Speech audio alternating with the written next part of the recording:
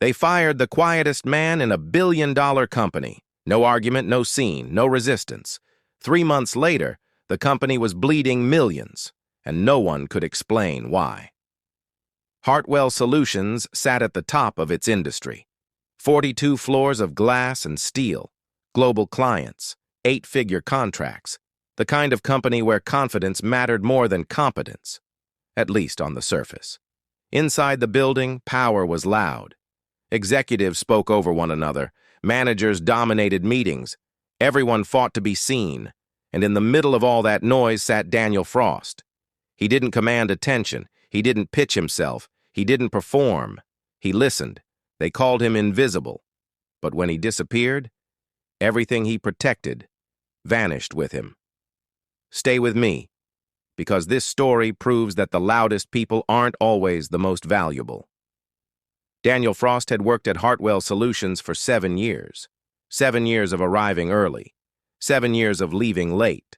7 years of solving problems before they became disasters. But Daniel wasn't impressive. He didn't dominate meetings. He didn't sell himself. He listened. And in a room full of people trying to be heard, that made him forgettable. His desk was near the back corner. No window view, no nameplate that caught attention. Just organized files, clean workspace, a coffee mug that never moved. People walked past him every day without seeing him. The irony was thick.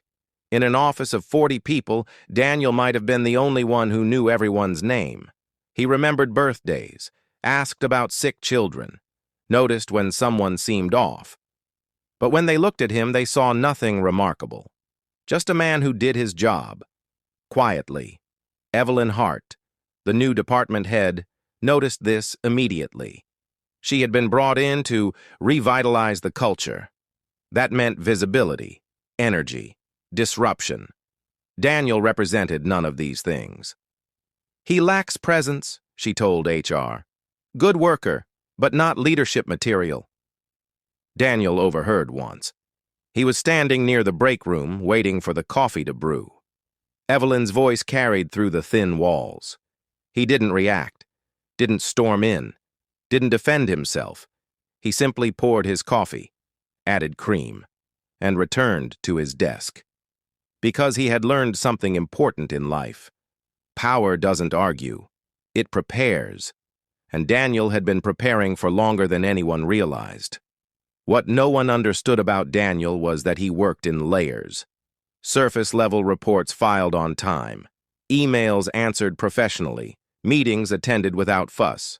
But underneath, he knew which vendor needed gentle reminders, which client preferred calls over emails, which system would fail if not checked weekly. He kept spreadsheets no one requested, documentation no one read, backup plans for scenarios no one imagined. Once, during a winter storm, the server crashed at 2 a.m. Daniel was already logged in. He had anticipated it, monitored the weather reports, checked the server's vulnerability to power fluctuations, prepared a workaround. By morning, everything ran smoothly. No announcement, no credit taken, just work. His colleague Marcus once asked him, "Why don't you tell people what you do?" Daniel smiled quietly. "If I have to tell them," he said, "they wouldn't understand anyway." Marcus laughed, but he didn't realize Daniel was serious. The truth was simpler than Marcus could imagine. Daniel had tried explaining, years ago. In his second year at Hartwell, he had documented everything, created process guides, wrote detailed reports, presented findings in meetings. People nodded politely, then ignored it all. They wanted results, not explanations. So Daniel stopped explaining and started simply delivering, silently, consistently, until his work became invisible, because it always worked. Evelyn believed leadership meant visibility. She spoke often, decided quickly, dismissed concerns easily. Her background was in sales. She understood momentum, confidence, the power of a strong pitch. What she didn't understand was infrastructure, the boring, unglamorous work that keeps everything running. Her first major decision was restructuring client communications. "We need to be more aggressive," she announced in her first all-hands meeting. "Push harder, close faster, no more hand-holding." The room erupted in applause. People loved confidence. Daniel sat in the back, expressionless, calculating. After the meeting, he sent Evelyn an email. Subject: Client communication concerns. He laid out the data, retention rates, client satisfaction scores, historical patterns showing that aggressive approaches had previously damaged key relationships. He suggested a pilot program instead. Test the new approach with smaller accounts first. Evelyn read the first paragraph, marked it as unread, moved on. She had a company to transform. Over the following months, a pattern emerged. Daniel would identify a problem, send a detailed email, attend a meeting to gently voice concern. Evelyn would thank him, then do exactly what she had planned. It happened with the vendor contracts. Daniel warned that switching suppliers would create a 3-month adjustment period. Evelyn switched anyway. "We need cost savings now," she said. It happened with the software upgrade. Daniel explained that the team needed training first. Evelyn pushed it through. "They'll learn as they go." It happened with the marketing campaign. Daniel pointed out factual errors in the materials. Evelyn launched it unchanged. Perfect is the enemy of good. Each time, Daniel documented his concerns. Each time he was thanked and ignored. Each time he said less in meetings. One afternoon, during a quarterly review, he gently said, "There's a risk we're overlooking." Evelyn smiled politely. "Thank you, Daniel," she said. "We need decisiveness right now, not hesitation." The room nodded in agreement. Daniel leaned back in his chair and stopped offering warnings, not out of spite, out of clarity. He finally understood. They didn't want his expertise. They wanted his compliance. 3 months into Evelyn's leadership, a major client complained, Anderson Technologies. They had been with Hartwell for 6 years, worth $800,000 annually. The CEO called directly. "What happened to the personal touch?" he asked. "Your new approach feels transactional." Evelyn was caught off guard. "We're streamlining for efficiency," she explained. "I don't want efficiency," he replied. "I want the relationship I had before." After the call, Evelyn held an emergency meeting. "We need to fix this," she said. The team looked uncomfortable. Someone finally asked, "What did we do differently?" Evelyn didn't know. She looked around the room. Her eyes landed on Daniel. "What would you suggest?" she asked. The room went quiet, all eyes on him. Daniel paused, considered his words carefully. "I would suggest," he said slowly, "that we listen before we decide." The words hung in the air, not because they were profound, but because they felt like criticism. Evelyn's jaw tightened. "That's not actionable," she said. Daniel nodded slightly. "No," he agreed. "It's foundational." The distinction was lost on her. That moment marked something. Daniel didn't know it yet, but he had just been labeled a problem, not because he was wrong, because he made her feel wrong. And in corporate culture, that's often worse. The performance review came 2 months later. Daniel arrived on time, sat calmly across from Evelyn and Patricia from HR. Evelyn had notes prepared, bullet points, highlighted sections. "You're reliable," she began. "Your work is always accurate." Daniel nodded. "But reliability isn't leadership," she continued. "You don't advocate for yourself.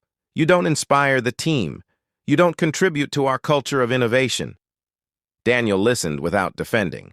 Patricia glanced at him nervously, waiting for pushback. There was none. "You're not disruptive," Evelyn said finally, "but you're also not impactful." Daniel met her eyes. Calm. Steady. "I understand," he said. Evelyn looked surprised. No pleading, no defense, no emotion. "We think it's best if we part ways," she continued. We'll provide a severance package, 2 months' salary, positive references. Patricia slid the papers forward. Daniel read them carefully. Every word, every clause. Then he signed, dated it, slid the papers back. "Thank you for the opportunity," he said. He stood, shook both their hands, and walked out quietly. Patricia looked at Evelyn. "That was easy," she said. Evelyn nodded. But something felt wrong, like winning an argument where your opponent never fought back. Not because they couldn't, but because they didn't need to. Daniel's last day was a Friday. He arrived at 7 a.m., like always. He cleared his desk methodically. 7 years of work, packed into 2 boxes. A few people stopped by. Marcus brought coffee. "I can't believe they let you go," he said. Daniel smiled. "Things change." "What will you do?" "Something different," Daniel said. He didn't elaborate. At 4 p.m., he sent his final email. "It's been a privilege working with you all. Best of luck with everything ahead." Short, professional, final, no forwarding address, no personal contact information, just goodbye. He walked out carrying 2 boxes, no fanfare, no farewell party, just the quiet click of the door closing behind him. On Monday morning, his empty desk looked like it had always been empty. Marcus walked past it. Felt something odd, like a room that's suddenly too quiet. But he shrugged it off. Life at Hartwell moved on. Or so they thought. 2 weeks after Daniel left, small things started failing. A vendor shipment arrived late. Critical components for a client project. "Did anyone confirm the delivery window?" the project manager asked. People looked at each other. No one had. "Who usually handles this?" someone said quietly. "Daniel did." They scrambled, called the vendor, expedited shipping, made it work, but it cost extra, and it set a precedent. The following week, a client called, frustrated. "I haven't received my monthly update." The account manager looked confused. "Monthly update?" Turns out Daniel had been sending personalized reports for 3 years, detailed summaries, custom analytics, insights tailored to each client's specific concerns. No one had known, because it wasn't in his job description. It was just something he did. By week 4, the problems compounded, not dramatically, more like a slow leak becoming a flood. The system that tracked vendor contracts started showing errors. IT investigated. Who maintained this? Daniel. The database of client preferences was 3 months out of date. Who updated this? Daniel. The backup protocols for the server hadn't been run. Who was responsible? Everyone knew the answer. Evelyn called a meeting. "Why wasn't this documented?" she demanded. Marcus spoke up. "He tried, years ago, created a whole manual. No one read it." Evelyn's face flushed. "Then we'll recreate it. Everyone needs to step up." But stepping up and replacing Daniel were 2 different things. Because Daniel hadn't just done tasks, he had understood systems. The difference was becoming catastrophically clear. Someone suggested checking Daniel's old emails. They pulled his entire archive, thousands of messages, organized by project, by client, by date. What they found was staggering. Every current problem, predicted. Every failed initiative, flagged. Every opportunity now missed, proposed. Months in advance, one email stood out, sent to Evelyn. Subject, Risk Assessment, Q3 Client Strategy. Daniel had written, "The proposed approach prioritizes speed over relationship equity. While short-term gains appear attractive, we risk compromising long-term trust with key accounts. Recommend phased implementation with integrated client feedback loops and gradual rollout, starting with lower-tier accounts to test reception." Dated 4 months ago, marked unread. That initiative had just cost them Anderson Technologies, their largest account. Evelyn read it alone in her office, read it again, then read the follow-up he had sent 2 weeks later, and the gentle reminder he had sent after that, all unread, all ignored. She closed her laptop, put her head in her hands. For the first time since becoming department head, Evelyn stopped thinking about her next move and started thinking about her last ones. The board brought in an external consultant, Raymond Pierce. 20 years of experience. He spent 2 weeks analyzing everything, then delivered his report. The boardroom was silent as he spoke. Your operational infrastructure, he began, was heavily dependent on institutional knowledge held by a single individual. Daniel Frost. The name landed like a weight. When he departed, you lost more than an employee. You lost systemic continuity. Someone from finance spoke up. Can we bring him back? Raymond shook his head slowly. He's been recruited. Merrick and Associates, 2 weeks after his termination. Their primary competitor. The silence deepened. How did we not know? Someone asked. Raymond's expression didn't change. Because you weren't paying attention, he said simply. And in my experience, that's usually when you lose your best people. Not to better offers, but to better listeners. Evelyn tried to fix things herself. More meetings, more oversight, more urgency. She hired 2 people to replace Daniel's workload, Emma and Thomas, both qualified, both experienced. They lasted 3 weeks. There's no documentation, Emma complained. There is, Thomas corrected, but it's surface level. It tells us what to do, not why, not when, not how to adapt. They pulled up Daniel's old process guides, found them meticulous, but incomplete, because Daniel had documented the tasks, not the judgment. You can write down, confirm vendor delivery windows. You can't write down which vendors need confirmation, which ones are reliable, which contacts respond fastest, or how to read between the lines when a supplier says, should be fine, but means we're behind schedule. That knowledge lived in experience, in relationship, in Daniel. And now it was gone. During a late-night emergency call, one board member finally asked the question everyone had been avoiding. Why did we let him go? Silence followed, heavy, uncomfortable. Evelyn felt her chest tighten. He didn't speak up enough, she said. He lacked presence, didn't fit our culture of innovation. Raymond, still on retainer, spoke carefully. With respect, he said. He spoke constantly. You just didn't hear him. That's not fair, Evelyn began.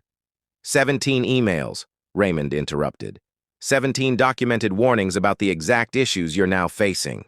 The question isn't why he didn't speak up. The question is why no one listened. The room absorbed this. Someone asked quietly, Can we make this right? Raymond was silent for a moment. You can try, he said finally. But understand something. You can't afford him now, not just financially. He's not looking for money anymore. He's looking for respect. And you lost that currency the day you confused his silence with weakness. Daniel didn't disappear. He was recruited quietly. James Merrick himself made the call. I've been watching your work for years, he said. Through the results, through the client satisfaction, through the stability. I know what Hartwell lost, and I would like to offer you something better. Not a louder voice, but an audience that listens. Daniel accepted. No negotiation needed, because James understood something Evelyn never did. Great talent doesn't need to be managed, it needs to be trusted. At Merrick and Associates, Daniel worked the same way he always had. Quietly, thoroughly, consistently. But this time, when he flagged a concern, meetings were called. When he suggested an alternative, it was tested. When he stayed silent in a meeting, someone asked, Daniel, what do you think? Not as an afterthought, as a priority. Within 3 months, Merrick secured 2 of Hartwell's former clients, not through aggressive pitching, through care, through the kind of attentive service that Daniel had always provided, the kind that makes clients feel valued, not processed. 6 months after Daniel's departure, Hartwell's quarterly report was devastating. Revenue down 23%. Client retention at a 5-year low. Employee turnover accelerating. The board reconvened. Numbers projected on the screen, all trending downward. Someone said Daniel's name again. This time, no one dismissed it. "We need to make this right," a board member said. "What would it take to bring him back?" Patricia from HR had done the research. "He's now Senior Director of Client Relations at Merrick. Salary nearly double what we paid him. Equity package. And according to his LinkedIn, he just won their Employee Excellence Award." The room sat with that. "What if we matched it?" someone suggested. Raymond, attending his final consultation, spoke. "You're still not understanding. This isn't about money. Daniel doesn't need to come back to prove anything. He's already won by being valued somewhere else." Evelyn finally spoke, her voice quiet. "I made a mistake," she said. It was the first time she had admitted it aloud. "I confused leadership with loudness, impact with visibility, and I fired someone not because they weren't good enough, but because they made me uncomfortable. Because their competence highlighted my inexperience." The room was silent. Patricia nodded slowly. Because sometimes the truth arrives late, but it still arrives. Late one night, Evelyn drafted an email to Daniel. She wrote about the mistake, the realization, the consequences. She apologized, not for the firing, but for not listening, for not seeing, for confusing quiet with weak. She wrote for an hour, revised it twice, then saved it to drafts, and never sent it. Because she realized Daniel didn't need her apology. He had already moved forward. Some lessons are learned only after loss becomes permanent, and some bridges, once burned, don't need rebuilding. They need to be left alone, as reminders. Hartwell eventually stabilized. They rebuilt, slowly, expensively. They hired consultants, restructured teams, implemented new protocols, but something fundamental had changed. In meetings now, when someone stayed quiet, people paused, asked them directly, "What do you think?" Because they learned the hard way. Silence isn't always emptiness. Sometimes it's the person who sees everything and chooses their words carefully. They created a new policy. All concerns must be acknowledged in writing within 48 hours. They called it the Frost Protocol. Daniel never knew. After Daniel was fired for being too quiet, the truth didn't arrive dramatically. It arrived slowly, like water wearing down stone. By the time they understood what they lost, silence had already moved on. Teaching someone else, building somewhere else, mattering somewhere else. Because the quietest people in the room aren't always the weakest. Sometimes they're the ones holding everything together. And you only realize it when they let go. If you stayed until the end, you're not here for noise. You're here for meaning. Subscribe if you believe the most powerful stories don't shout. They stay with you. This channel is for people who understand.